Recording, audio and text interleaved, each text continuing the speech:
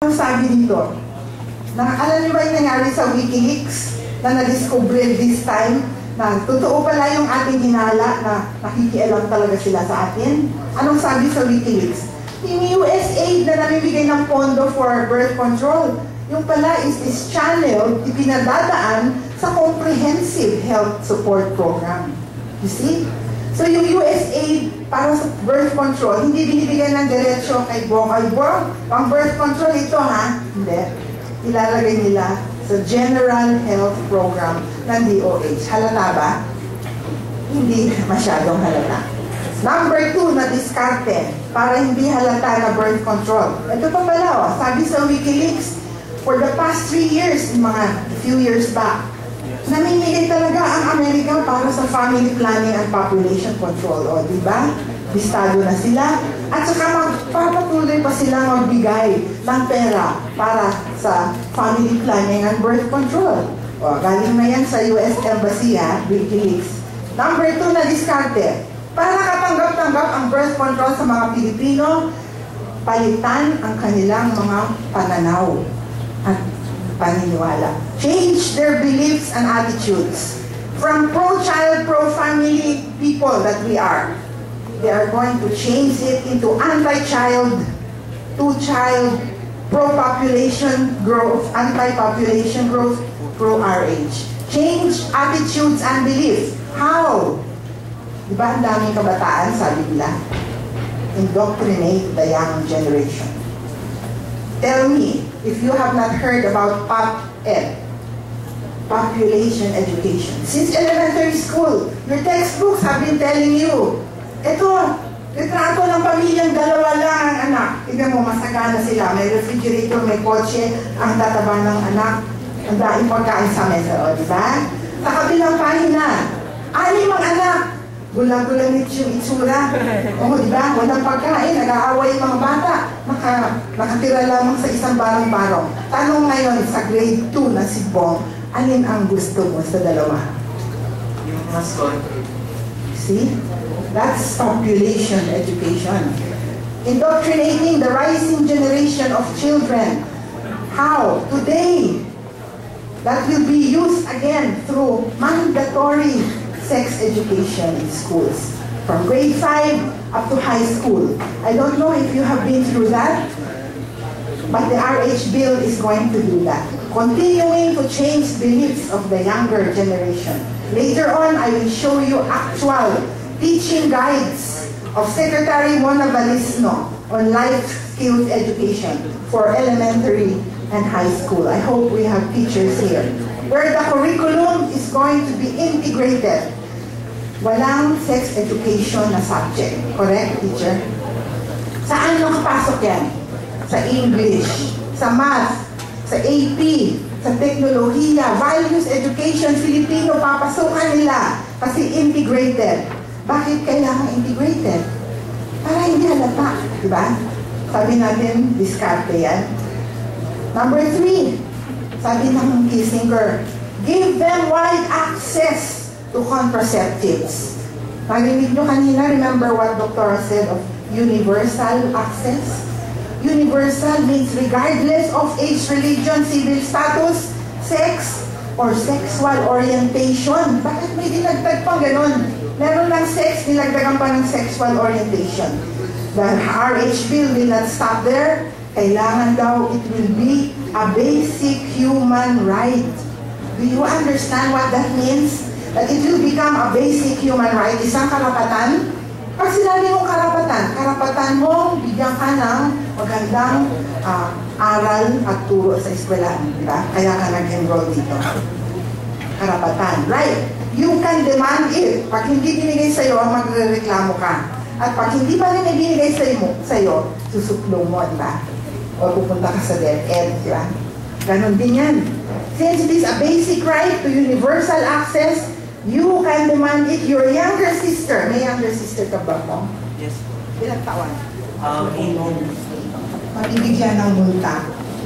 So, nagkaroon tayo ng population control dahil dyan sa NSM 200 na assignment ninyo, ha? Tignan mo sa Google. Magmula 72 hanggang ngayon, patuloy ng patuloy. Ano ang purpose population control? Hindi para pauntiin tayo, yung nasabi. Para daw labanan ang kahirapan. Wow! A solution to poverty. Kasi nga, you are poor because you are plenty. Therefore, to be more rich, you should diminish the poor. Ganun ang logic niyan eh. Okay, sabihin na natin tama yun, na ang purpose talaga, ang pakay ay upang tanggalin ang kahirapan.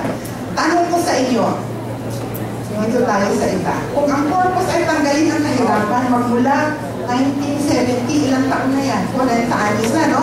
Natanggal ba ang kahirapan sa Pilipinas? Hindi. Hindi daw. Do you agree? 40 years of population control to remove poverty. 2010, more Filipinos are poor. Sabi ng administrasyon ni Gloria Arroyo, hindi lang yun. Mas marami pang naghirap, yung mayayaman lalo pang yumaman. So hindi pala yun ang solusyon sa poverty. 2011, the same. Poverty is still with us after 26 years plus 15, that's 39 years. Therefore, birth control and population family planning is not the solution to poverty. Ano ang bumaba? Hindi ang kahirapan ang bumaba. Ang bumaba yung bilang ng bata sa pamilya. Sabi ni Bong, 3 na lang ngayon. Tama. Samantalang nung araw, 5, 6. Ang population growth bumaba na. I don't have to show you this, my friends. Just look around you. And you will see the number and size of children in families have really gone down to these levels. Almost 0 population growth. So the growth is here. You can see another way of looking at it. In the 1970s, it was this rate. Today, it's only 1.2%. Mabilis ba yun? A car that is running at 20 kilometers per hour today, in 1970 was running 60 kilometers per hour. Speed limit. Still believe that we are multiplying fast. We still believe that we are overpopulated. The Constitution tells us, those of you who read the Constitution, labor is a primary economic force. Ang tawag dyan, yamang tao. Correct? Sino sa atin ang may mga kamag-anak na OFW? Kaibigan, tiyo, kapitbahay, magulang. You still believe that labor is an impediment? That people are the problems? People are not the problems. They are the solution to poverty. And yet the bill wants to reduce the number of people, to reduce the solution to poverty. In the Philippines, this is our healthy population picture. Look at the triangle. Kayo itong nandito sa gitna. Kayo yung nanggaling dito sa ibaba. So as you grow, you go up the pyramid and you will be replaced by the young who will still be born. Halimbawa, may RH bill at bawal ang magkaroon ng mas maraming anak. Sino ang hahalili sa inyo? Baliktad ang mangyayari. Sabi nga ni Mr. Clinton when he came here last year, nakakaingit kayong mga Pilipino. You have a robust population growth that is an asset and a massive natural resource. He was right. Kaya lang nabugbog siguro siya ni Hillary kasi si Hillary pro-abortion. Diba? I don't know what happened to him. And even this year alone, Business Insider considers the Philippine population growth as the key to being a global economic growing nation. In fact, we are among the emerging markets in Asia. Number 4 tayo because of our population who are, kayo ito girls and boys, kayo ito, young, diligent, intelligent, English-speaking, educated Christians.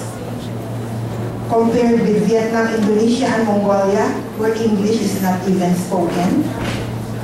And you want to reduce all these talented young people in an ideal family size of 2 children? What will happen?